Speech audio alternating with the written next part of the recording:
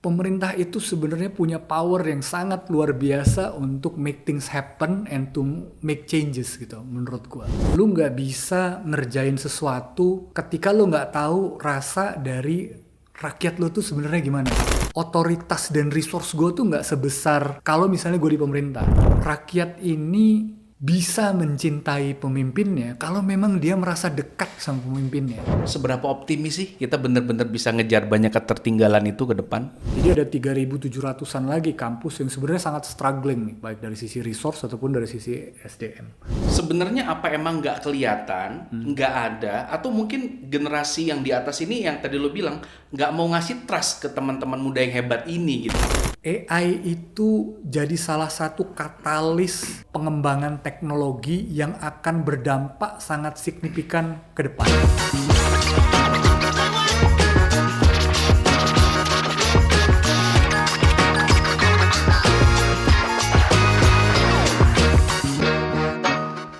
Welcome to Big Leaders by Big Thinkers. Ini adalah diskusi tentang apapun yang membahas tentang kepemimpinan, baik dari sosok, topik, inspirasi, atau hal-hal yang menginspirasi. Nah, kali ini saya kedatangan salah satu sosok, saya anggapnya sebagai abang ideologi saya, sahabat saya, sudah kenal mungkin hampir 1 dekade, 10 tahun lalu.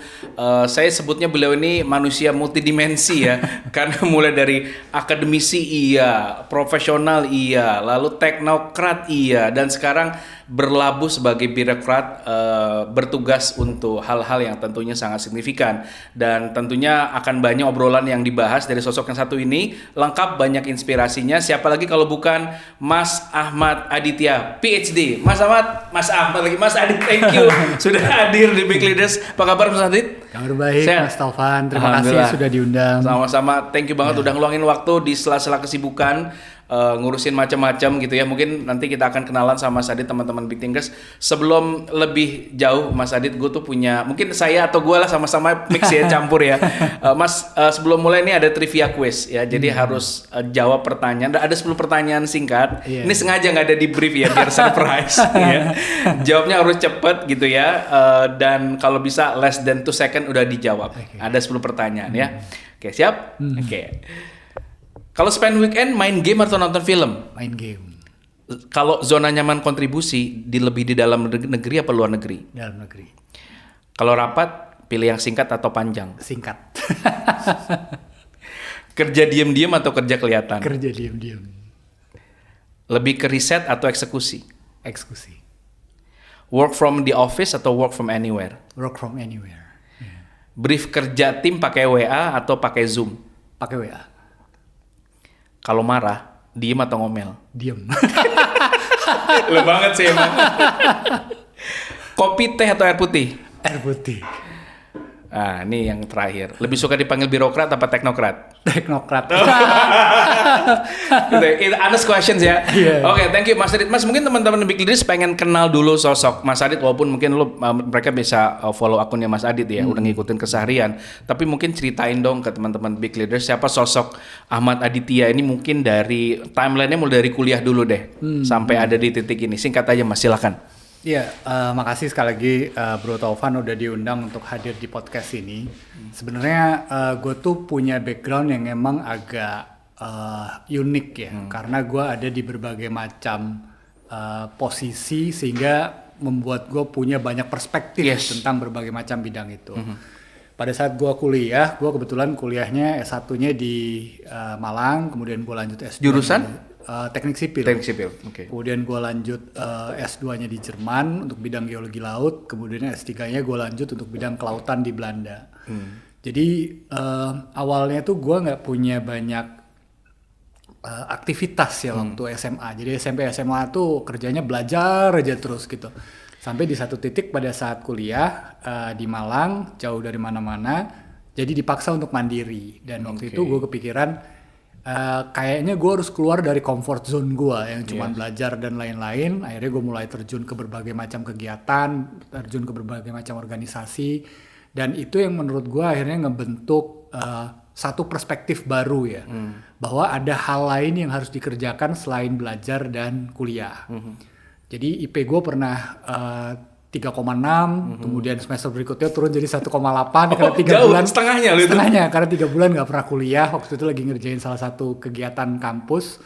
Dan pada saat gue ke Jerman, ini ngebuka perspektif yang baru lagi. Artinya gue ngelihat bahwa bagaimana sebenarnya Indonesia itu ditempatkan di dunia internasional gitu. Bagaimana cara mereka melihat Indonesia. Dan pada saat itu juga numbuhkan sebuah aktivitas baru lagi. Jadi kalau misalnya teman-teman pernah dengar organisasi namanya PPI Dunia, Ikatan Ilmuwan Indonesia Internasional, Radio PPI Dunia, itu karya yang memang lo buat ya waktu itu yang gue buat bersama teman-teman dari 30 negara waktu itu. Karena waktu itu kita ngelihat kenapa banyak sekali diaspora kita yang luar biasa tapi scatter di luar negeri.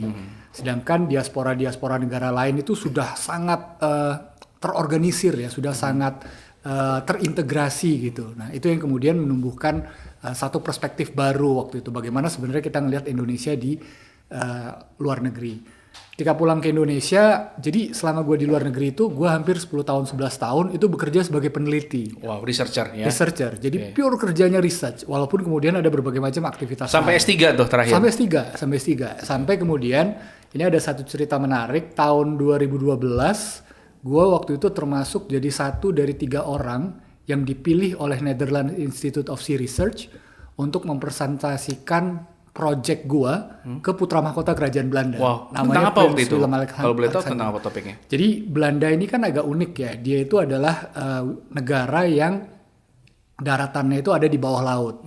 Nah, kemudian mereka buat dam. Nah, di depan dam itu banyak lamun, seagrass, rumput laut yang digunakan sebagai natural barrier untuk menahan gelombang. Nah, waktu itu jadi salah satu materi yang cukup menarik. Akhirnya diminta oleh institut untuk dipresentasikan di depan Pangeran Willem Alexander waktu itu. Nah, jadi gue serius tuh, jadi researcher serius sampai kemudian diberikan kesempatan untuk present itu. Nah, itu yang pertama. Nah, setelah gue pulang ke Indonesia, gue waktu itu mikir, aduh, kalau gue jadi researcher aja nih background gue akan sangat sama nih gitu loh dari apa yang udah gue kerjakan selama 10 tahun. Sekali lagi waktu itu gue pikir gue pengen ngadain loncatan lagi nih, gue pengen belajar hal yang baru gitu, another milestone. Masuklah gue ke satu lembaga donor. Lembaga donor ini milik pemerintah Amerika Serikat. Dia waktu itu pemerintah Indonesia sama pemerintah Amerika tuh dapat dana sekitar 6,7 triliun. Nah, gue dipercaya untuk jadi salah satu manajer yang mengelola dana hibah itu. Nah, pada saat gue mengelola dana hibah itu juga ngebuka perspektif baru, Van. Ketika gue pulang Oktober 2013, terus kemudian di bulan Desember itu gue berangkat ke NTT, ke Pulau Sumba waktu itu. Nah, bayangin selama 10 tahun gue gak pernah kemana-mana, taunya cuma Jakarta, Bandung, Jogja, Surabaya, tiba-tiba bulan Desember harus berangkat ke NTT. Nah, di NTT itu gue ngeliat ternyata Indonesia tuh emang sangat luas gitu ya. Di NTT itu 70% masyarakatnya tidak punya elektrifikasi, nggak punya aliran listrik, sehingga mereka sangat struggling. Gue ngeliat anak-anak kecil dorong gerobak-gerobak air ditaruh di atas kepala, jadi begitu susahnya mereka cari air bersih. Nah, kerjaan kita waktu itu adalah membantu mendesain dan memberikan hibah untuk proyek-proyek tersebut. Jadi ada beberapa proyek yang waktu itu gue pegang, mulai dari Sumba, Berbak, kemudian juga di Sulawesi dan lain-lain gitu loh. Nah jadi pada saat itu gue melihat bahwa the challenge is real gitu loh.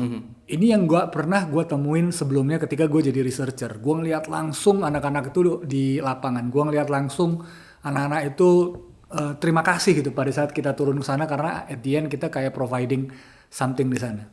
Gue kerja di sana 5 tahun. Lepas gue kerja di sana 5 tahun, gue pindah ke korporat, ke multinational company. Di multinational company, gue jadi belajar sebenarnya kayak bagaimana sebenarnya bisnis integrity itu dibangun di multinational company. Bagaimana proses check and balance itu dilakukan, eksekusi itu harus melibatkan siapa aja. Jadi prosesnya sangat rigorous ya, sangat detail banget dan sangat tajam gitu di sana. Nah, setelah gue di sana, baru kemudian gue memutuskan masuk ke pemerintahan. Di sana berarti di multinational company itu berapa tahun? Sekitar 6 tahun. 6 tahun. Untuk kajian kalau nggak salah kita sebutin ke teman-teman mungkin sebagai sustainability expert kali ya, bisa Yes. dibilang seperti itu ya. Kalau posisi ini sebenarnya senior manager sustainability. Sustainability. Ya, nah teman-teman Big Leaders, Mas Adit ini menarik, tadi ada beberapa cerita yang belum sempat keceritain. Mungkin bisa sedikit nanti di share ke teman-teman, terutama ketika akhirnya bisa berjodoh dengan istri yang sekarang yang merupakan cucu dari Presiden B.J. Habibie. Itu ceritanya menarik tuh, unik, bisa diceritain sedikit. Dan ketika sudah punya karir yang sudah sangat matang, gajinya udah luar biasa, tapi memutuskan kenapa mau mengabdi ke pemerintah. Nah, mungkin cerita yang pertama dulu tuh, sebelum nanti kita ngomongin yang hal-hal lain. Kalau yang pertama sebenarnya ini memang nggak disengaja waktu itu. Jadi awalnya itu ada informasi bahwa Pak Habibie itu setelah Eyang Ainun itu meninggal, beliau itu pengen berangkat ke Aachen, berangkat ke Jerman sebenarnya. Dan pada saat itu ketika beliau berangkat ke Jerman, KBRI itu berpikir ini kayaknya harus kita sediain space-nya nih, biar semua orang dengar banyak wisdom dari Pak Habibie itu apa aja. Nah waktu itu diputuskan di Berlin. Nah karena posisi gue waktu itu di Belanda, kemudian gue berpikir kalau gue harus ke Berlin jauh nih gitu kan. Akhirnya waktu itu ketua PPI Jerman kontak gue, dia bilang, Dit ini ada mau buat acara, tapi acaranya mau dibuat di Berlin. Apa kita tarik aja ke Aachen? Pertama karena memang lokasinya di tengah, Aachen itu. Dia dekat dari Prancis, Belgia, Jerman, Belanda. Dan yang kedua, RWTH Aachen itu adalah alma mater beliau gitu loh. Nah, jadi akhirnya singkat cerita waktu itu KBRI Berlin bilang ya udah kalau mau dipindahin ke Aachen, tapi kamu harus kumpulin semua PPI se-Eropa. Dan pada saat itu akhirnya gue gerak cepat, gue kontak semua PPI, waktu itu sepakat akhirnya semuanya dilakukan di Aachen. Nah itulah pertama kali gue melihat bagaimana dunia melihat seorang B.J. Habibie. Jadi itu tuh winter waktu itu menjelang mau, gue masih ingat menjelang mau Ramadan. Nah terus kemudian pada saat itu tuh 2000? 2000 berapa ya? Mungkin 2011, 2012 kali ya, gue agak lupa. Nah jadi waktu itu winter, sehingga kemudian cuacanya sangat dingin. Dan tidak hanya orang Indonesia yang hadir, tapi juga pemerintah Jerman. Jadi mulai dari rektor, lu tahu kan kalau di luar negeri itu yang namanya rektor tuh kan presiden university itu jadwalnya sangat susah ditemuin, kayak top of the top lah kalau di luar negeri itu. Jadi rektor, kemudian anggota parlemen sama wali kota Aachen waktu itu. 3 orang itu dingin-dingin nih, anginnya juga dingin, itu kita bilang udah tunggu di dalam aja. Enggak, saya mau nunggu di sini, dia bilang. Jadi pada saat itu gue baru ngeliat, oh ini tuh yang namanya B.J. Habibie waktu itu pertama kali gue ketemu. Nah jadi akhirnya singkat cerita Pak Habibie datang, kemudian cerita. Nah kebetulan pada saat itu gue diminta jadi LO yang menemani Pak Habibie. Oke. Nah pada saat Pak Habibie datang, dia datang dengan 3 cucunya. Ada Nadia, kemudian ada istri gue, ada satu lagi tuh gue lupa namanya siapa. Pokoknya ada 3 waktu itu. Okay. Nah jadi ada 3, nah terus kemudian ya udah, kemudian pada saat kesana, ini kemudian gue baru tahu nih ceritanya dari istri gue. Jadi pada saat Pak Habibie selesai bicara, kemudian mereka bareng-bareng sama-sama naik mobil ke München waktu itu. Nah jadi di dalam mobil itu si Eyang bilang, dia bilang, kamu suka nggak sama anak itu? Sama lo gitu ya? Sama gue. Terus kemudian dia bilang, tapi barangkali dia nggak suka sama saya, kata istri gue. Terus Eyang bilang, ya udah nanti Eyang yang bilang. Padahal gue emang udah suka dari awal. Oke. Gitu. Jadi itu first langsung apa ya, love at the first sight lah ya. Love at the first sight. Terus tiba-tiba udah jadi aja gitu. Ya, abis itu ya udah. Karena kebetulan dia juga kuliahnya di Wageningen, gue di Leiden, jadi ya udah, jadi komunikasi aja. Nah sebelum ngomongin soal birokrat, yang menarik adalah Mas Adit ini, teman-teman Big Leaders pernah cerita kalau sosok Pak Habibie itu sering banget ngajak makan siang Mas Adit. Iya. Diskusi banyak hal. Mungkin bisa ceritain beberapa wisdom yang mungkin teman-teman di seluruh Indonesia ini harus tahu dan ingat ya, wisdom terbaik beliau yang pernah disampaikan ke Mas Adit itu apa aja sih gitu. Terutama pas makan siang gitu ya, sambil ngobrol gitu. Sebenarnya tuh kalau ngobrol sama Eyang tuh ada banyak cerita ya, karena memang beliau tuh kan suka banyak cerita, bahkan cerita-cerita yang sepertinya itu gue kadang ngelihatnya ini sebenarnya momen-momen penting di sejarah Indonesia tuh itu beliau ceritain gitu loh. Tapi ada satu cerita yang gue sering ceritain, kemarin juga gue baru cerita di salah satu forum juga yang mereka minta gue bicara. Jadi waktu perang dingin di dunia, Cold War itu antara blok timur sama blok barat. Kedua blok ini itu bersaing gitu tentang bagaimana caranya mereka bisa mengendalikan peluru kendali, karena waktu itu mengendalikan peluru kendali itu harus menggunakan sirip dan presisi untuk mengebom di titik yang tepat itu tuh jadi sangat penting untuk dilakukan. Nah, jadi kedua blok ini membuat tim bagaimana caranya dia memecahkan permasalahan itu. Nah, sampai beberapa tahun ternyata tuh nggak selesai penyelesaian permasalahan sirip ini. Sampai akhirnya satu waktu si ketua dari blok barat ini, gue lupa waktu itu yang pernah sebut namanya. Jadi dia waktu itu datang ke Jerman, ketemulah sama profesor di RWTH Aachen. Dia bilang ini kita nggak bisa mecahin nih permasalahan ini nih. Dan waktu itu kan race-nya sangat cepat ya, perlombaan ini kan harus benar-benar dimenangkan salah satu blok. Lu bayangin kalau misalnya dia ngebom ngebom ya misalnya ya ngebom Tangsel gitu, kemudian jatuhnya di Depok kan nggak lucu tuh. Yeah. Jadi penemuan untuk bisa mengatur presisi itu tuh jadi sangat penting. Nah pada saat dia ke Jerman, kemudian dia bilang saya nggak bisa mecahin permasalahan ini. Ini cerita yang langsung ya yang ke gua. Terus kemudian si profesor bilang coba cek ke mahasiswa saya, barangkali dia bisa. Nah, kemudian akhirnya pada saat itu diserahkanlah singkat cerita dipanggil mahasiswanya ini, kemudian dia bilang ini proyek militer Asia, nggak semua orang tahu, ada confidentiality dan lain-lain. Kemudian diserahkan dokumennya, dia bilang nih coba kamu cek. Jadi diserahkan, dibaca langsung pada saat itu juga. Setelah 10 menit dibaca, kemudian ditanya sama profesornya ini, si ketua peneliti ini, dia bilang kamu bisa selesaiin permasalahannya? Bisa, kata dia. Kaget profesornya kan. Kok bisa? Dia bilang gue punya tim mahasiswa banyak itu, banget. Si mahasiswa, gue punya tim banyak banget, kagak ada yang ngerti nih gitu. Bisa, kata dia. Perlu waktu berapa lama? 1 bulan. Oh ya udah, nggak apa-apa, dikasih waktu 1 bulan. Gue ingat waktu itu dia cerita ini menggunakan finite element method ya. Waktu gue belajar teknik, finite element method tuh susah banget. Itu matriks yang harus dikerjain, dan kalau dikerjain secara manual, aduh itu setengah mati. Karena waktu dikerjain waktu itu masih pakai kalkulator kan, itu aja bisa salah-salah tuh. Ini dikerjain manual itu finite element methodnya. Nah jadi begitu udah selesai 1 bulan, kemudian dia kasih dokumennya. Nih, dibaca sama profesornya, dia bilang, wah gila nih kata dia. Ini sepertinya there is no mathematical errors in these solutions, dia bilang. Nah terus kemudian tapi saya harus cek ke tim saya. Kemudian dia cek timnya selama 1 bulan, dia lihat bahwa memang benar tidak ada mathematical error sekalipun. Nah mahasiswa itu namanya B.J. Habibie. Gitu. Jadi gue sering cerita itu, dan beliau tuh bilang if you're good gitu loh. Nggak peduli lo background lo dari mana, nggak peduli orang tua lo siapa, nggak peduli lo kaya atau miskin, if you're good you're good. Dan opportunities itu selalu terbuka untuk orang-orang itu. Jadi itu yang membuat gue yakin bahwa kadang kan orang ngelihat kayak aduh gue nggak punya start yang sama nih dengan lo nih gitu loh. Gue nggak punya privilege yang sama betul. dengan lo gitu loh, dan lo expect gue untuk go beyond lo gitu, it's not gonna be possible. Tapi itu yang gue pelajarin dari Eyang, if you're good gitu loh, nggak harus lo jadi anak someone atau lo punya apa gitu. Oke, nah ini pesan yang bagus banget dan penting untuk teman-teman big leaders di saat semuanya sekarang itu seems overlap, hektik, banyak pilihan, teman-teman muda tuh banyak galau. Sebenarnya pesan tadi tuh kasih pesan inti bahwa teman-teman fokus aja ke diri sendiri sebenarnya. Dan kan ultimate discussion of leadership is about self leadership ya Mas.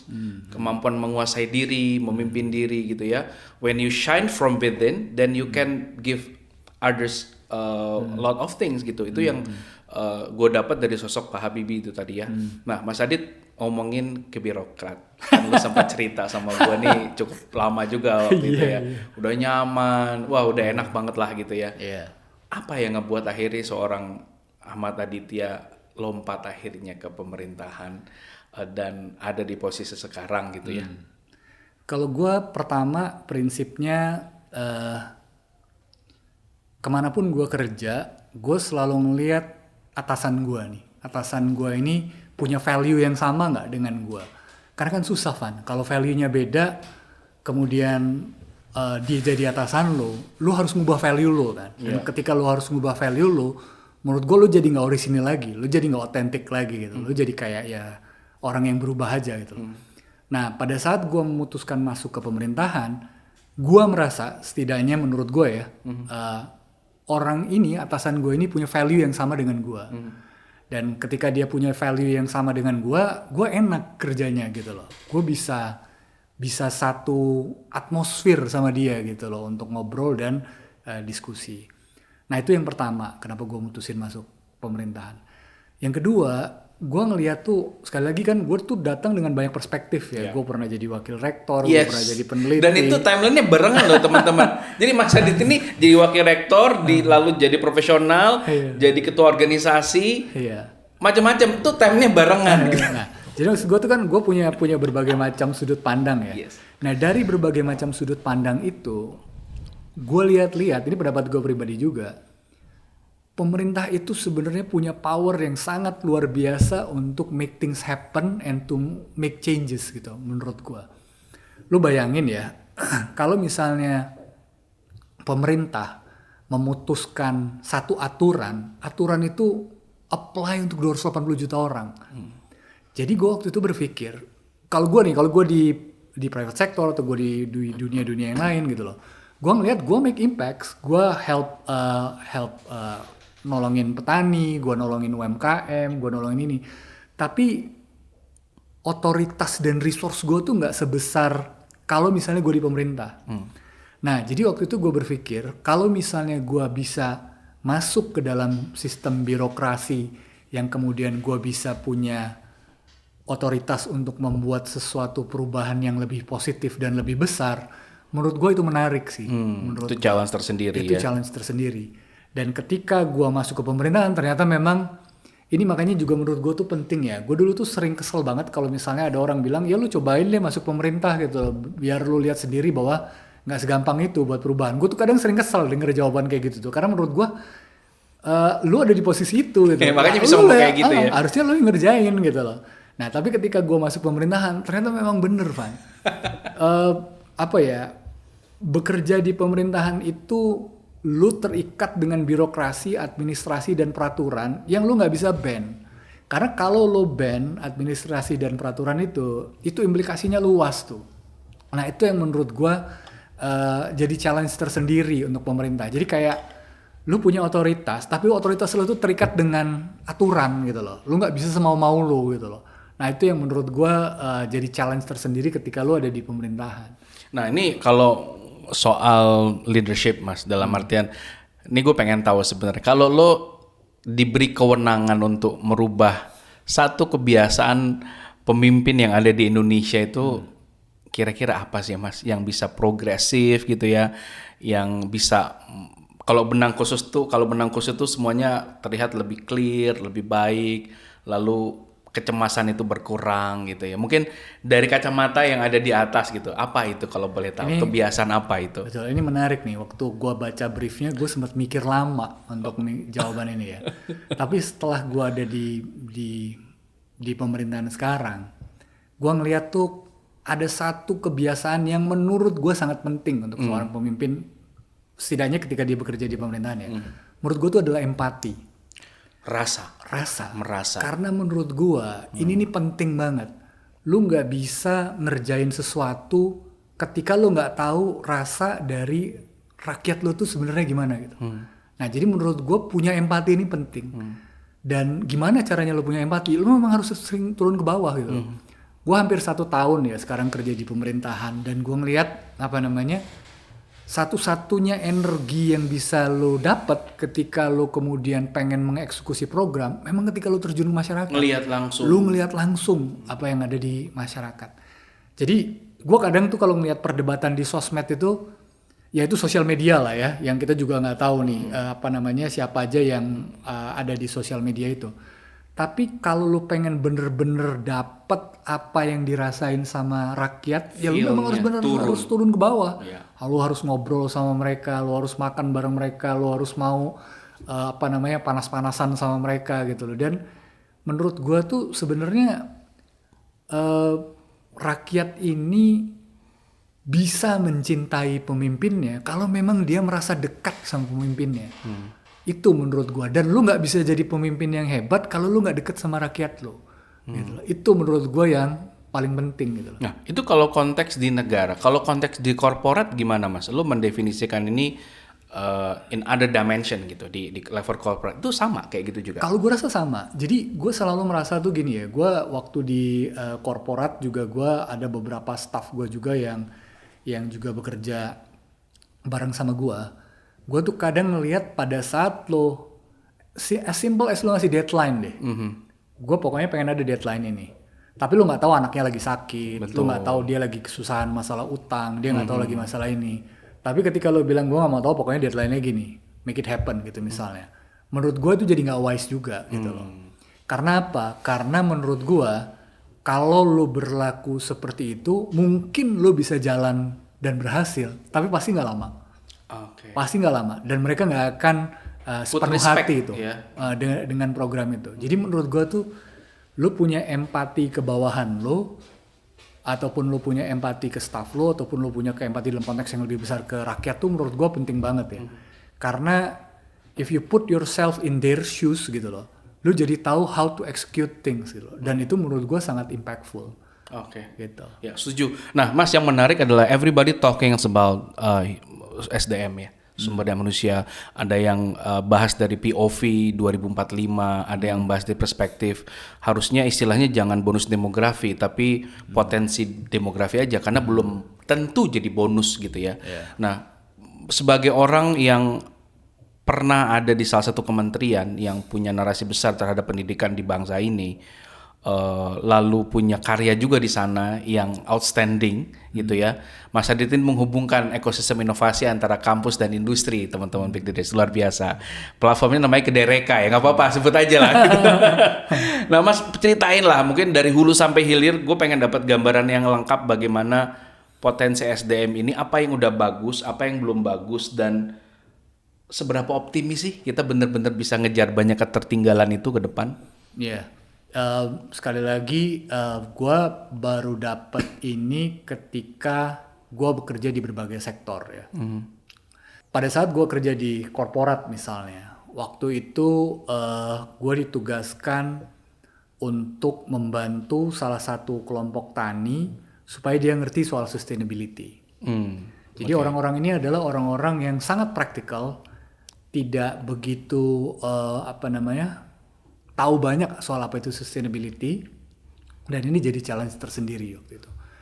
Dan akhirnya kita komunikasi cukup intens sama mereka. Kemudian setelah kita komunikasi cukup intens, kita empower mereka dengan berbagai macam pelatihan, kita empower mereka dengan berbagai macam equipment, dan akhirnya dia malah jadi champion di daerahnya. Wow.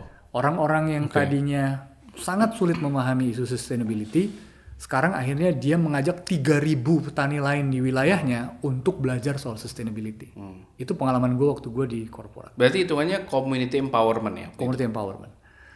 Yang kedua, gue juga waktu itu misalnya pernah seperti yang lo bilang, kerja di salah satu, bukan kerja sih, sebenarnya membantu program pemerintah terkait dengan peningkatan SDM yang ada di kampus. Kampus di Indonesia ini ada 4.000 kan. Tapi nama yang paling sering muncul tuh paling sekitar 200, paling banyak 250, 300 lah kita anggap. Jadi ada 3.700-an lagi kampus yang sebenarnya sangat struggling nih, baik dari sisi resource ataupun dari sisi SDM. Nah, waktu itu kita buat program, bagaimana program ini kita pengen mengupgrade kampus-kampus yang kesulitan soal ini. Karena mereka nggak pernah punya kesempatannya, mereka nggak pernah diberikan kesempatannya. Nah, cara mengupgrade-nya adalah membangun kolaborasi dengan kampus-kampus yang besar. Nah, sehingga akhirnya kampus-kampus yang kecil ini dia bisa dapat knowledge-nya, dia dapat network-nya, dia dapat bagaimana cara dia mengakses resource gitu loh. Gue inget banget pada saat gue berangkat ke Sumatera Utara waktu itu, ada salah satu kampus yang mungkin lu juga gak pernah dengar nama kampusnya, tapi gue gak usah sebutin lah ya nama kampusnya. Kampus X lah gitu kampus X lah ya. Jadi ini salah satu kampus yang lu juga belum pernah, kampus di salah satu kabupaten. Jadi pada saat kita waktu itu memberikan hibah, si rektornya sampai bilang, ini saya kena prank ya, kok saya gak pernah dia bilang dapat hibah ini. Dan hibahnya sangat besar waktu itu, sekitar 200 jutaan lah. Ini saya kok gak pernah dapat nih, kata dia, apa saya ini kena prank? Enggak Pak, bener Bapak dapat ini. Tapi untuk mempertanggungjawabkan hibahnya ini, Bapak harus kolaborasi dengan kampus yang lain. Waktu itu kita sambungkan dengan, gue sebut aja kalau kampus besarnya, sama IPB waktu itu. Jadi dia ditentir nih si kampus ini sama IPB. Di-grill terus sampai kemudian dia setiap kali dia buat proposal penelitian, dia buat proposal program dicoret terus karena dianggap nggak bagus. Akhirnya selama 6 bulan ketika dia ikut di dalam pelatihan tadi oleh kampus-kampus besar tadi, kemudian gue tes waktu itu dengan salah satu lembaga pemberi hibah juga. Gue bilang, ini coba nih tes, kira-kira bisa nggak, proposalnya bagus nggak? Dia lihat akhirnya bagus dan menang. Wow. Dan kampus ini yang di kabupaten ini, yang semua orang belum pernah dengar namanya, kemudian akhirnya gue hubungkan dengan company gue waktu itu. Kemudian dia ngerjain salah satu project paling strategis di multinational company yang waktu itu gue kerja. Wow. Jadi dari situ gue ngelihat sebenarnya SDM ini cuman masalah pemberian kesempatan dan yang paling penting Pan, trust. Gue selalu tekankan itu, kalau lu ngasih trust ke orang-orang yang selama ini tidak dipercaya, maka dia akan pegang tuh trust itu kayak dia megang harta yang Akan paling give berharga. their best juga ya. Dia akan give their best. Pembuktian juga. Karena dia bilang ini gue nggak pernah dikasih trust. Kemudian satu waktu gue diberikan kesempatan dikasih trustnya, gue akan pegang ini jadi salah satu harta gue yang paling berharga. Dan gue akan proof gitu ke lo bahwa gue doing the best that I could gitu loh. Nah, ini agak sedikit geser sedikit ke situasi sekarang gitu ya. Mungkin premis umum bilang bahwa wah we need more SDM yang excellence gitu.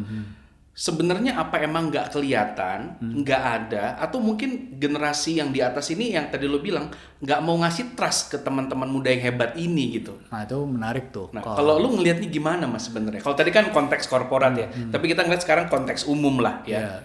Itu gimana kira-kira? Kalau gua ngelihat pada beberapa titik ini memang dua stakeholder ini harus saling engage ya menurut gua.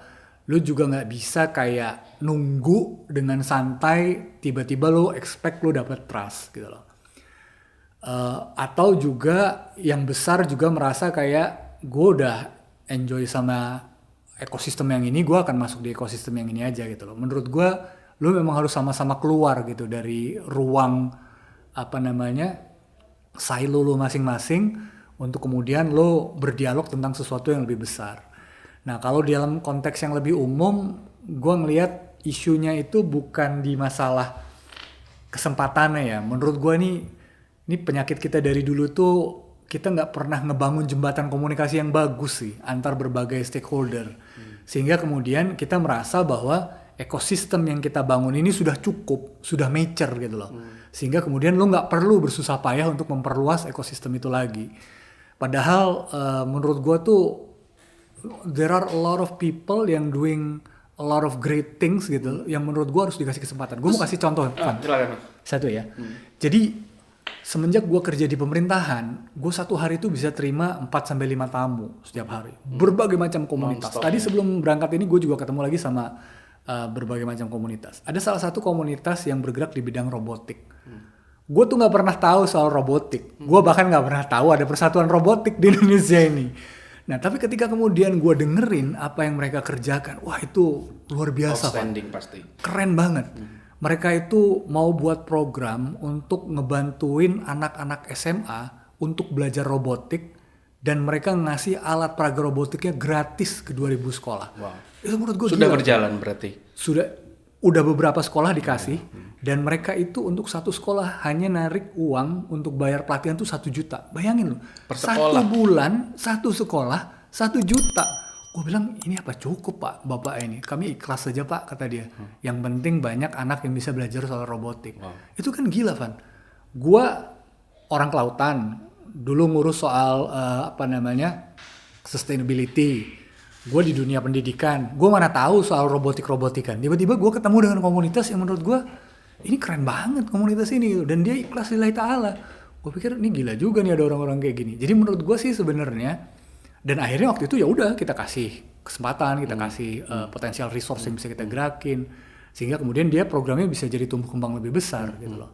Ya itu. Nah tadi sedikit backward terkait dengan lemahnya komunikasi. Nah kalau dari lo mas kira-kira apa sih solusi praktis yang paling shortcut supaya masalah itu tuh tidak mengakar dan tidak terus terwariskan ke generasi-generasi di bawah kita, yang mana sebenarnya ya gue yakin big leaders tuh ngerti lah dan paham bahwa banyak banget orang-orang hebat di Indonesia tuh banyak banget ya, tapi mereka seakan-akan nggak saling kenal satu sama lain, berjalan di bubble-nya masing-masing gitu ya. Padahal kalau itu dibuka, ibaratnya sekat-sekatnya dibuka, itu mereka bisa dapat saling banyak inspirasi luar biasa kan Mas sebenarnya. Dan peran pemerintah fasilitator, akselerator di situ. Betul. Nah, dalam jangka waktu pendek gitu Mas, kira-kira apa sih yang paling praktis bisa dilakuin supaya minimal itu tadi isu komunikasi itu lebih baik lah gitu. Iya, gue tuh dulu sering pesimis ya kalau orang buat kegiatan itu, karena menurut gue real impact-nya itu gue kurang lihat. Kalau kegiatan aja. Okay. Tapi ketika gue makin kesini tuh gue makin melihat bahwa sebenarnya bukan kegiatannya yang penting, tapi space yang diciptakan yang membuat semua stakeholder tuh bisa saling kenal. I see. Yes. Sebenarnya itu yang jadi ruang pentingnya. Nah, pemerintah menurut gua harusnya bisa melakukan itu gitu loh. Karena kalau mereka melakukan itu bisa masif kan. Ruang-ruang dialog yang dibuka itu, dan gue yakin sebenarnya mungkin ada ya program-program yang sudah berjalan terkait dengan itu. Itu yang pertama. Yang kedua, sebenarnya ruang-ruang publik mau dia lewat media online ataupun media offline yang dilakukan berbagai macam komunitas seperti yang kita lakukan sekarang, menurut gue ini penting loh. Karena dia bisa reach out ke orang-orang yang mungkin gue gak kenal gitu loh. Jadi ketika misalnya big leaders ini ditayangin gitu di berbagai platform, kemudian masuk ke ruang-ruang WhatsApp group dan lain-lain, menurut gue mungkin ada orang yang berpikir, wah kayaknya nih pembicaranya nih keren-keren nih, gue pengen outreach ke mereka gitu loh. Dan menurut gue itu memang harus terus dijalankan terus ya. Dan menurut gue perkembangan sosial media yang sekarang itu ngebuka ruang sangat cepat untuk terbentuknya komunikasi-komunikasi itu gitu loh. Oke. Nah, geser sedikit balik lagi ke SDM Mas. Pesimis atau optimis Mas Adit? Kalau kita ngomongin narasi ya let's say 20 tahun dari sekarang lah, Indonesia 100 tahun. Lalu kan Mas Adit sekarang di pemerintah sekarang itu punya waktu yang nggak lama ya, sebenarnya sangat singkat gitu ya. So what can you do in very short time, tapi monumental gitu loh Mas. Kan kita nggak, kayaknya menurut gua jalan aja udah nggak ngejar, harus lari bahkan lompat aja mungkin nggak kejar, harus terbang gitu. Ya apa yang membuat Indonesia tuh bisa terbang, quote unquote, ngejar beberapa titik yang ketinggalan gitu. Dan mungkin bisa ceritain Mas, kira-kira apa sih yang sebenarnya jadi kendalanya dan apa yang lagi dilakukan? Gue tuh kalau nggak salah sekitar awal-awal kuarter kedua tahun ini kita pernah diundang ke China waktu itu. Jadi pada saat gue ke China, gue sebelumnya tuh udah pernah ke China, cuman gue nggak pernah keliling yang bener-bener lihat gitu. Pada saat gue ke China, gue ngelihat perkembangan teknologi mereka itu luar biasa keren gitu loh menurut gue. Gue baru pertama kali lihat di sana, lu tahu robot Xipeng kan, yang bisa jalan itu. Gue baru pertama kali lihat begitu banyak robot di satu tempat yang beroperasi dengan sangat efisien, digerakkan oleh manusia. Gue baru tahu ada teknologi urban mining yang mengelola TV, kulkas, mesin cuci, itu bisa dimurnikan sampai kemudian dia dapat zat awalnya dan itu bisa dibentuk menjadi produk yang lain.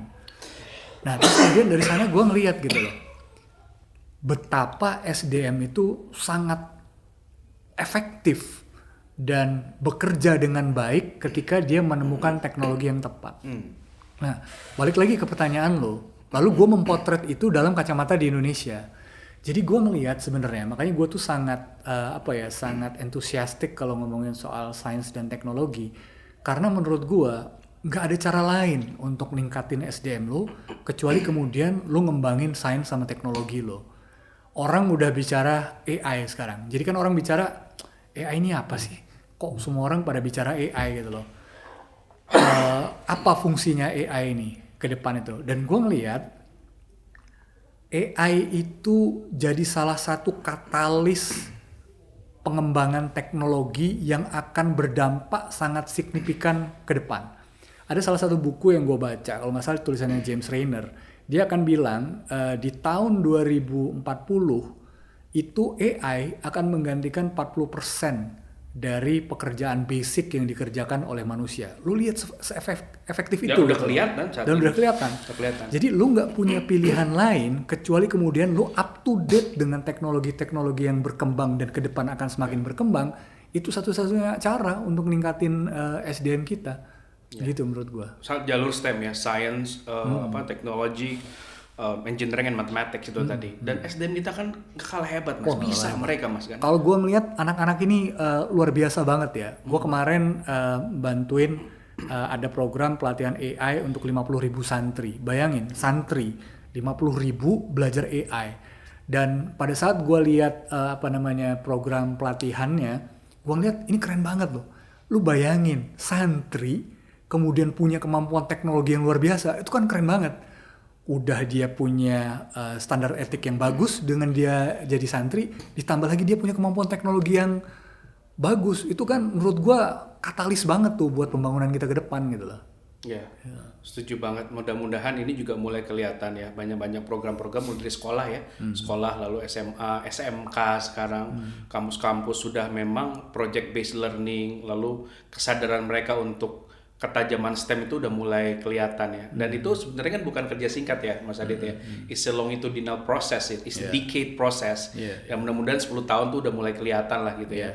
Nah Mas, ini yang menarik, Indonesia tuh sekarang lagi ada di era polycrisis ya. Kita ada iklim, ada masalah lingkungan, ada masalah geopolitics, lalu masalah sosial budaya dan lain-lain ya. Seakan-akan krisis itu datang secara bersamaan gitu ya. Apalagi sekarang peta wilayah Indonesia sudah berubah, demografi sudah berubah, demografik masyarakat Indonesia sudah berubah.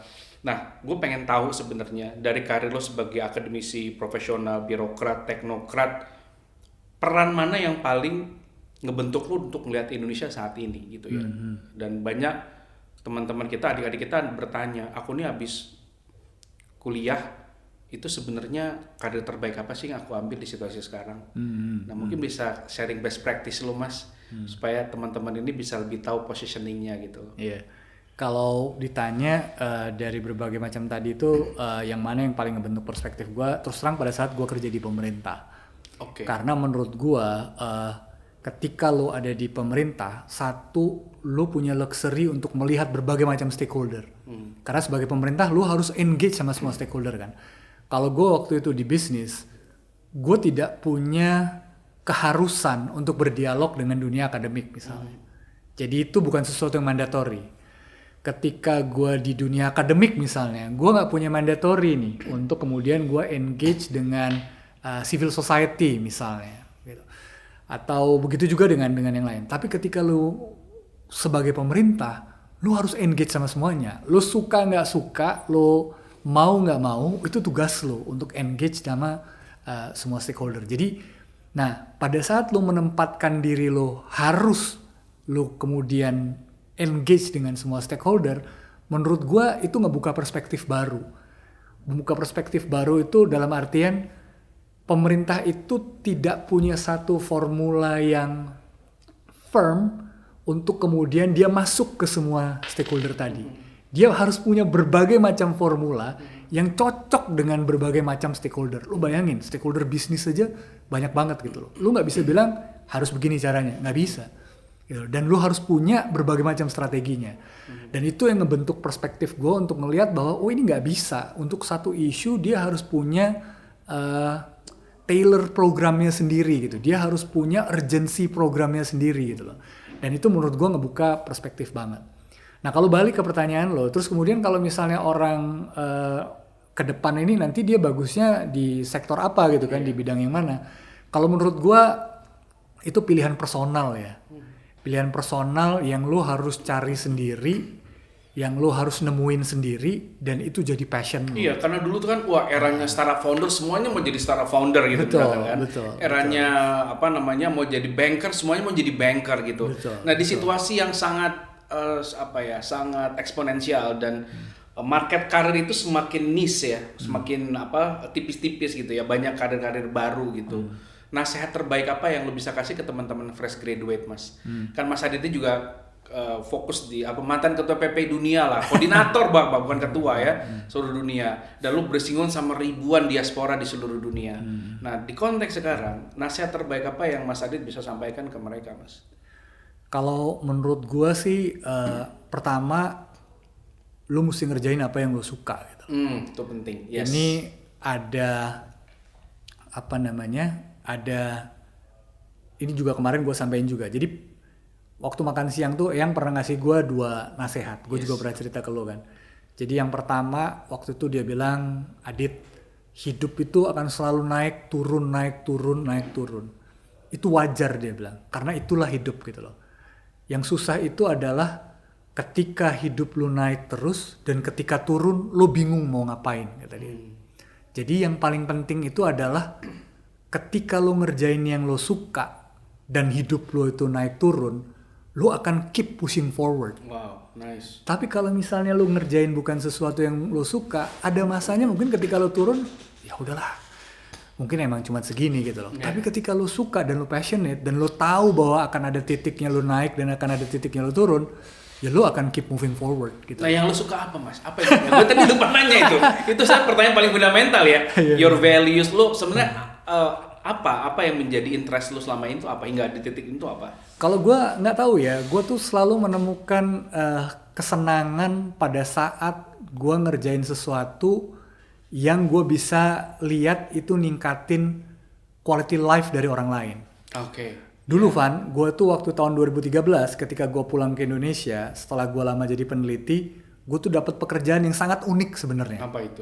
Gue dapat pekerjaan untuk buat tanggul untuk membuat lahan gambut itu basah. Lo tahu kan dulu penyebab kebakaran tuh kan masif banget lah, asapnya kemana-mana. Itu karena lo tahu lahan gambut kan, kayak rawa gitu yang dikeringin. Orang kemudian dia tanam berbagai macam pohon di situ.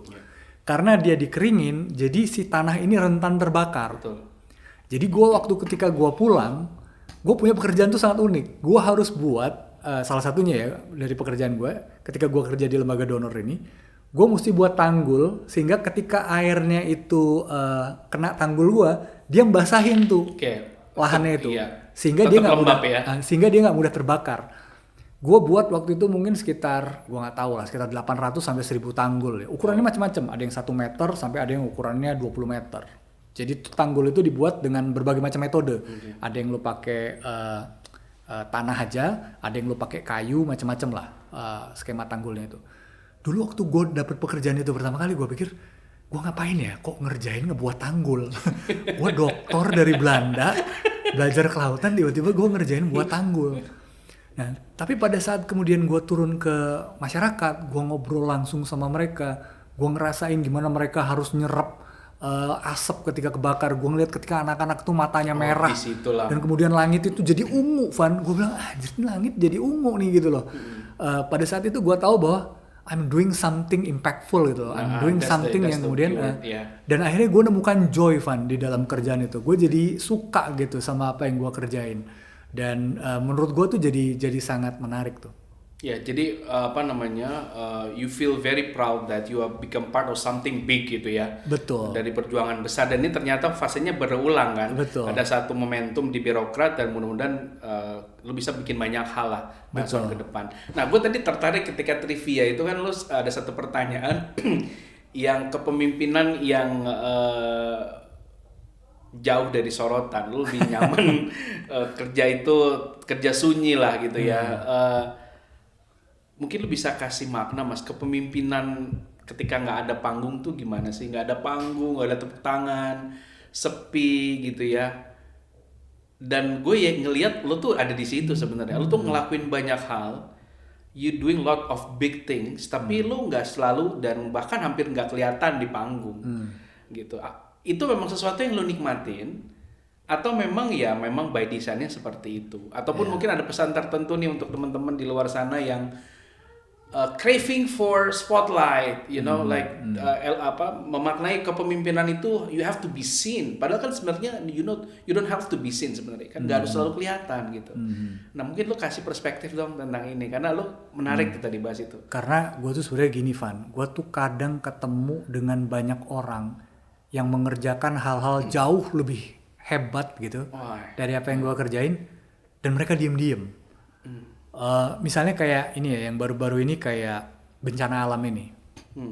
Sejak hari pertama terjadi bencana di Sumatera Sumatera ini, itu ada banyak teman-teman gue di lapangan yang terjun langsung, nggak pakai kamera, dan dia sampai ke titik-titik yang paling susah dijangkau. Dia kirimin beberapa foto aja gitu ke gue gitu, dan dia kerja ikhlas aja, dia nggak perlu interview, dia nggak perlu ini gitu, dan dia ngerjakan itu dengan sangat real gitu. ketika gue pertama kali pulang ke Indonesia, lu mungkin nggak pernah tahu ya, di daerah-daerah sekitaran Sulawesi Barat yang daerahnya masih sangat susah dijangkau, itu ada beberapa orang yang pekerjaannya sangat simpel, Van. Dia ngebawain ibu-ibu hamil ataupun orang sakit dari kampung-kampung sampai ke puskesmas-puskesmas. Wow, oke. Jadi dia cuman pakai bambu, dia pakein sarung gitu di tengahnya, kemudian si orang sakit itu ada di sarung itu, kerja dia cuma Kayak buat gitu doang. porter ya, maksudnya. Kerja dia cuman gitu doang, Oke. ngebawain itu di wilayah yang Medannya luar biasa berat banget gitu loh. Dan gue kadang-kadang kalau ngelihat kayak gitu tuh gue merasa malu ya, kayak buset, gue cuman doing some little things yang kemudian mungkin gue karena gue kenal sama beberapa banyak orang karena gue punya banyak koneksi. Of course you're doing, you should do something like that kan. Lu punya networknya, lu punya resource-nya. Kalau lu nggak doing something like that, itu malah ya lu tidak bersyukur lu dikasih privilege itu kan. Nah ada orang-orang yang menurut gue itu mengerjakan banyak hal yang sangat luar biasa hebat dan mereka ngerjakannya diam-diam, dan itu yang buat gue berpikir bahwa ngapain ya gue kemudian harus ini gitu. Nah menariknya bos gue yang sekarang ketika gue kerja di pemerintahan, dia punya value yang sama dengan gue. Dan walaupun kadang gue sering kesel gitu ya, kayak kita ini udah ngerjain banyak hal tapi kok nggak banyak orang tahu gitu. Dia bilang nggak apa-apa, kita kerja aja gitu, kita nggak perlu nunjukin ke orang itu. Yang penting kita mastiin bahwa memang rakyat itu dapat pelayanan yang pas gitu loh. Kemarin lagi gue ketemu sama dokter yang masuk ke wilayah-wilayah pelosok menggunakan rumah sakit kapal apung.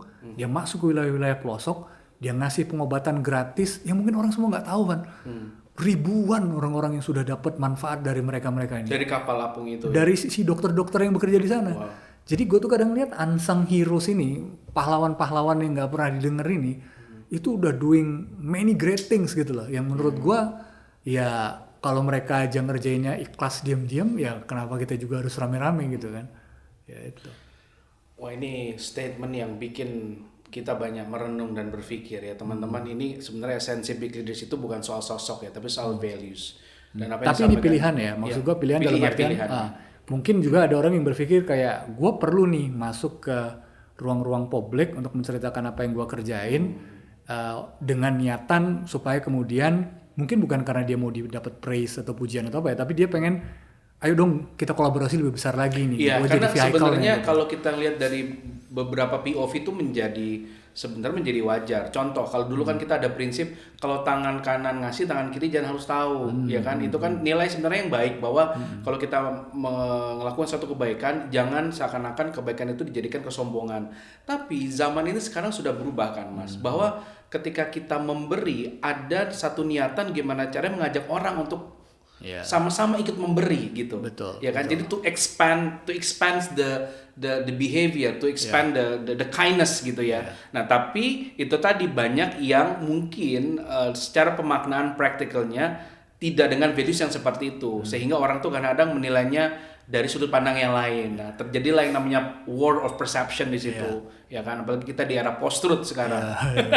Yang Karena salah menurut jadi benar, yang benar jadi salah tuh. Betul. Karena menurut gue nih itu pilihan ya. Ketika Pilihan, lo betul. kemudian mengerjakan sesuatu lo pasang di sosial media, menurut gue bagus. Efek positifnya ada ruang kolaborasi yang lebih besar yang mungkin dilakukan. Tapi efek negatifnya mungkin akan ada orang yang bilang lu segitu aja pamer gitu. Betul. Kan. Tapi ketika lo nggak taruh itu di ruang publik, mungkin akan ada orang yang bilang, dan ini banyak banget nih gue, apalagi akhir-akhir ini kayak, lu ngapain aja sih? Kayaknya lu nggak pernah ngapa-ngapain deh. Kadang-kadang gue kayak, aduh, gue pengen cerita, tapi ya udahlah, gitu, biarin aja lah, gitu lah. Oke, nanti biarkan teman-teman yang merasakan langsung ya. Mas, ini kita kurang lebih tinggal 10 sampai 13 menit lagi. Gue pengen tahu pendapat lo tentang pendidikan tinggi Indonesia. Jadi Mas tadi kan pernah bersinggungan dengan hampir ribuan rektor ya di seluruh Indonesia, dan lo ngobrol langsung, ngasih solusi dan sebagainya. Kalau lo bisa merubah satu hal atau merombak satu hal di dunia pendidikan tinggi saat ini, itu apa, Mas? Karena kita punya PR besar ini, SDM, ya, lalu kita punya PR besar ranking riset. Kita punya PR besar bagaimana perguruan tinggi Indonesia yang 4.000 ini kok belum masuk QR ranking gitu, Mas. Apa sih, Mas, sebenarnya yang harus benar-benar diubah dari bawah itu apa sebenarnya? Jadi sekali lagi gue mungkin termasuk salah satu orang yang diberikan kesempatan untuk bisa melihat banyak perspektif ya. Sebagai peneliti, sebagai wakil rektor, sebagai profesional di perusahaan multinasional, kemudian juga sebagai birokrat. Dan untuk ngejawab pertanyaan lo tadi, menurut gue ya, satu, kita harus sadar bahwa dunia ini berubah. Karena dunia ini berubah, lu nggak bisa pakai sistem yang sama. Lu bayangin, kalau misalnya kita memakai sistem yang sama di dunia yang berubah ini, sudah pasti akan ketinggalan. Sudah pasti. Sistem lu sama, dunia berubah. Nah, artinya apa? Artinya kita harus membuat sistem yang kemudian adjust dengan tantangan perubahan dunia sekarang. Misalnya apa? Praktikalnya. Yang pertama misalnya dunia kerja aja.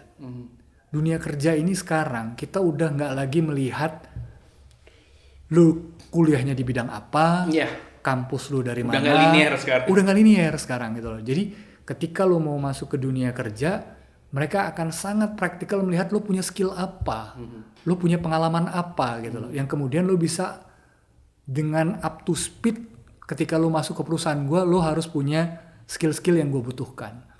Nah, jadi menurut gue, kalau balik ke yang tadi, pertama memang kita perlu buat sistem yang membuat SDM kita itu up to date dengan tantangan-tantangan yang ada sekarang. Gue waktu itu pernah hadir di acara di MIT. Jadi pas gue hadir di acara di MIT, kemudian gue lihat sebenarnya mahasiswa di MIT ini apa sih yang dia kerjain? Kok kayaknya itu mereka ini jadi salah satu kiblat dari kiblat dari pendidikan yang kemudian semua orang pengen kayak di MIT. Nah, ketika gue lihat pada saat di MIT itu as simple as mahasiswa itu diajarkan untuk belajar apa yang menjadi challenge di dunia industri sekarang. Itu aja. Jadi relevan gitu, Van. Misalnya gue belajar soal apa ya? Misalnya gue belajar soal data science lah, kinetics lah, energi kinetics misalnya gue belajar. Tiba-tiba ketika gue belajar, ketika gue kerja, apa yang gue pelajari itu udah gak relevan lagi di dunia ini gitu loh. Nah, yang dilakukan oleh kampus-kampus seperti MIT salah satunya yang gue lihat itu adalah yang lo pelajari memang sesuatu yang happening di saat itu. Dan yang menariknya, dia diberikan tempat, diberikan fasilitas, diberikan ruang untuk kemudian menguji cobakan apa yang menjadi hipotesis dia di knowledge yang sedang berkembang tadi. Jadi up to date, Van. Jadi kayak social laboratory ya. Jadi langsung kelihatan Jadi impact-nya. lu bayangin kalau misalnya company ataupun pemerintah atau siapapun itulah ketika dia menginterview orang, kemudian dia ditanya tentang satu hal yang sedang berkembang, kemudian si lulusan ini bilang, waduh, saya nggak tahu tuh bisa gitu ya. Ini ketika ini sebenarnya happen waktu gue kerja di multinational company. Jadi pada saat orang bicara sustainable agriculture, ini nih dunia bisnis sudah nggak ngomongin itu lagi, itu udah ngomongin regenerative agriculture. Dan ketika kemudian dia tahu bahwa ada regenerative agriculture, dia gagap kan, loh ada ya, gue perasaan 5 tahun belajar sustainable agriculture, ternyata ada yang namanya regenerative agriculture. Lu bayangin, Van? Iya, itu ketinggalannya selalu di tempo 5 tahun gapnya. Gapnya itu jadi nggak. Dan dalam 5 tahun itu banyak banget kan hal baru sebenarnya. Iya, ada banyak hal baru. Jangankan itu, Van. Yang ini perspektif gue di multinational company ya. Yang namanya persaingan bisnis itu nggak happens every month, every week, every day itu happen gitu loh. Karena setiap perusahaan itu harus menghasilkan produk dengan kualitas terbaik dengan harga paling efisien. Jadi race-nya itu udah every day. Dan kalau misalnya kita di dunia akademik yang akan mensuplai masuk ke pasar tenaga kerja tadi, kalau dia nggak up to date sama perkembangan itu, wah itu challenging banget bakalan buat kita. Lo buat produk ataupun lo belajar tentang sesuatu yang akhirnya nggak relevan dan nggak dipakai pada saat lo mau kerja, ya mau ngapain gitu. Tapi kan berarti dari awal sampai yang statement terakhir lo barusan, gue ambil benang merah bahwa segala sesuatu yang kita lakukan sekarang dan itu bisa kelihatan hasilnya ketika ada inovasi di sana. Iya. Ya, kampus berinovasi, ya intinya sih menurut berinovasi. Betul. Kalau menurut gue, lo harus mendekatkan tentang apa yang sedang terjadi sekarang dengan apa yang lo pelajari sehingga kemudian jadi relevan. Itu yang gue rasain banget ketika gue lulus kuliah. Nah, Mas, itu sorry gue potong sebentar. Itu kan idealnya seperti itu, tapi kan sebenarnya tidak semudah itu.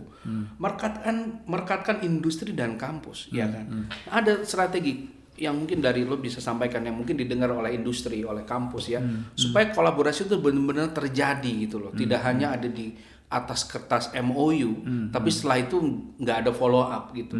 Apa Mas kira-kira? Mungkin that would be my two last questions lah. Kalau menurut gua yang pertama ruang interaksi lu tuh harus diperluas ya. As simple as lo buat FGD misalnya, atau as simple as lo mengundang private sector untuk bicara soal apa yang jadi challenge dan keresahan mereka di dunia akademik.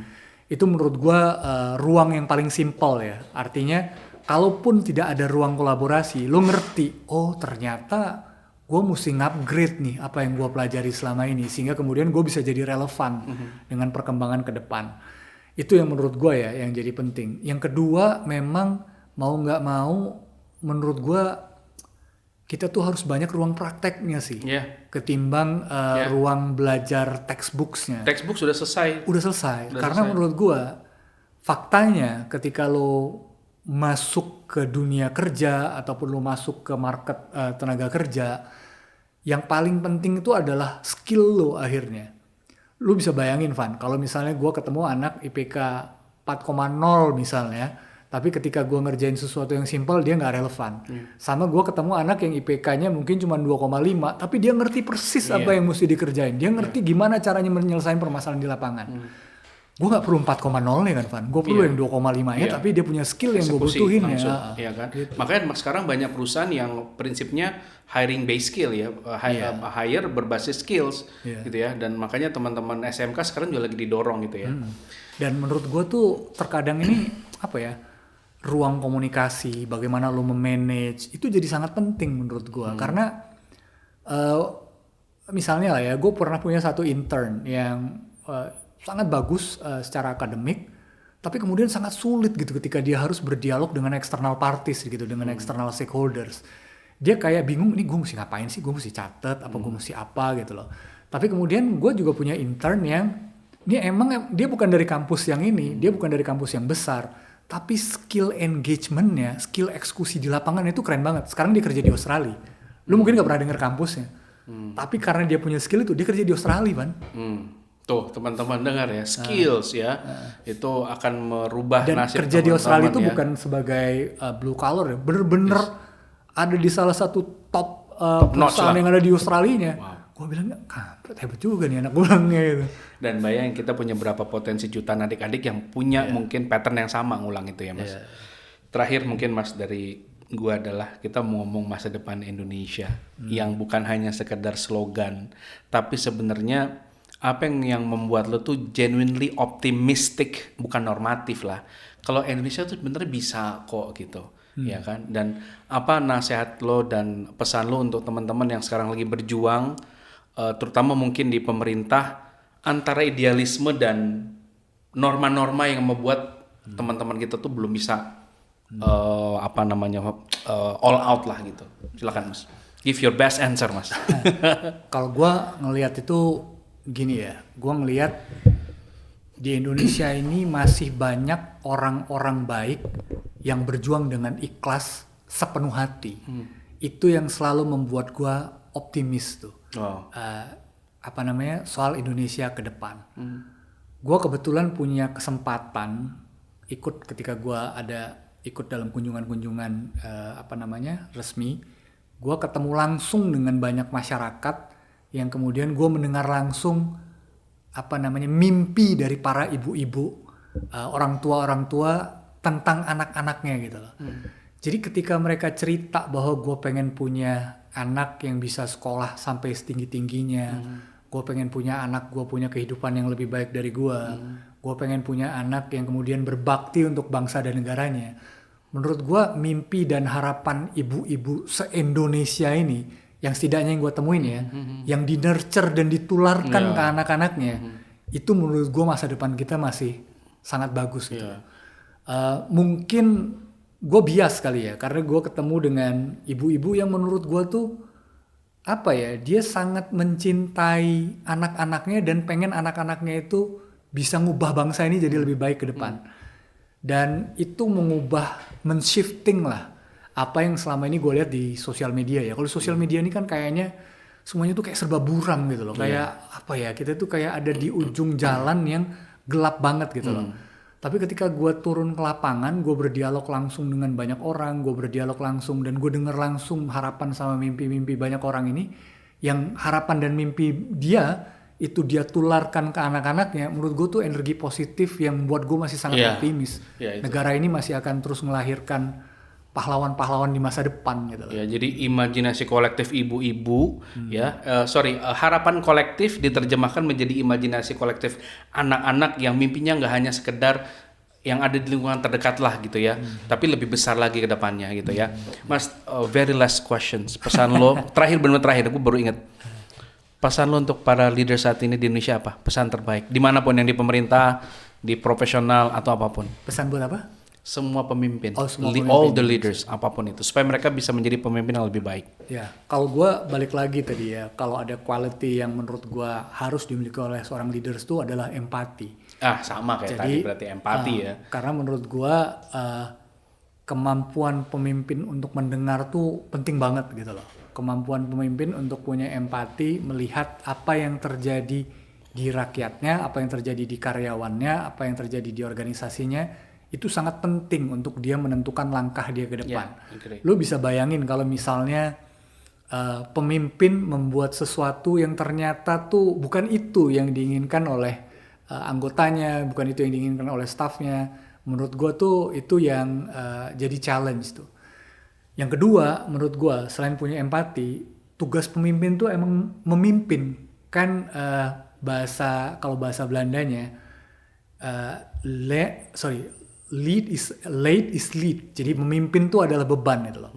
Jadi menurut gue tugas pemimpin itu memang untuk ngasih arahan ke bawah, ke anggotanya, ke staff-staffnya, ke rakyatnya untuk tahu tuh kita pengen ini gitu.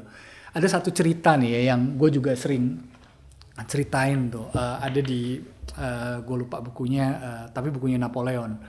Jadi ketika Napoleon mimpin perang, ada satu kebiasaan Napoleon tuh yang dia lakukan, sehingga itu yang membuat dia tuh jadi salah satu military genius lah. Yang dilakukan Napoleon itu adalah setiap kali sebelum perang, dia itu turun langsung untuk mempelajari geografis wilayahnya itu. Semua pasukannya nggak ada yang tahu, tapi dia turun langsung, dia ngecek bukit ini di mana ya? Kalau gue taruh bukit ini di sini nih, dan itu dia kerjakan sendiri tuh, dia cek sendiri apa yang ada di lapangan itu.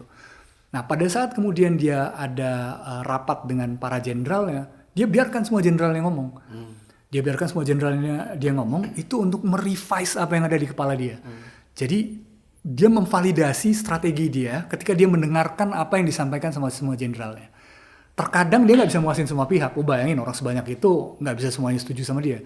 Tapi ketika dia sudah mendengarkan, dia memvalidasi langsung, dia tahu ini yang akan gue kerjain.